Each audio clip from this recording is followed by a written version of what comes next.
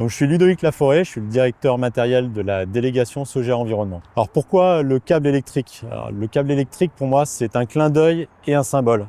Un clin d'œil parce que la direction matérielle, on nous assimile aux fournisseurs de voitures électriques. Et un symbole parce que le véhicule électrique marque une rupture dans la mobilité, vers une nouvelle mobilité. Et à titre personnel, c'est un engagement pour agir pour la planète.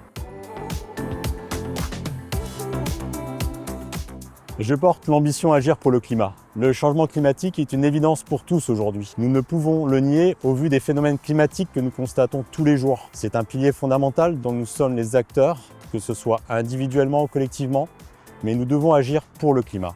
Cette ambition contribue positivement à la société car elle a comme objectif de réduire nos émissions de CO2 et ainsi de ralentir le réchauffement climatique. Cet axe de travail a des impacts positifs à tous les niveaux. Tout d'abord localement auprès des riverains et de nos collaborateurs avec la réduction des nuisances sonores et olfactives, puis d'une manière plus globale avec une réduction de nos émissions de CO2. Nous avons réalisé nos premiers chantiers 100% électriques en 2025. Ces premiers chantiers 100% électriques ont reçu un très bon accueil de la part de nos clients, des riverains, mais aussi de nos salariés.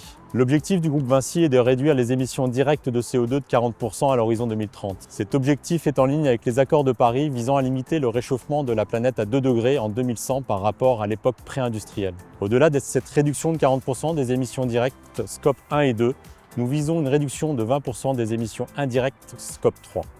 Dans un premier temps, nous avons fait le choix d'électrifier 100% de nos véhicules de fonction.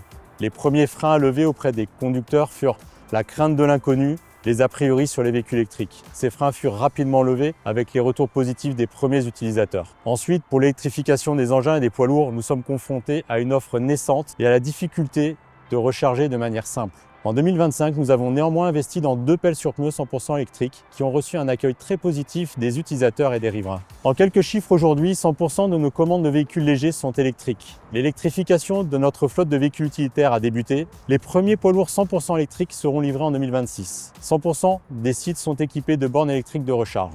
Au-delà de l'électrification, nous misons sur le recours aux biocarburants.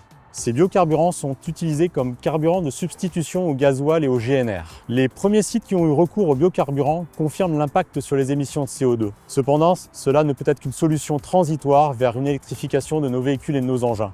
Cela étant, la meilleure pratique, c'est la sobriété.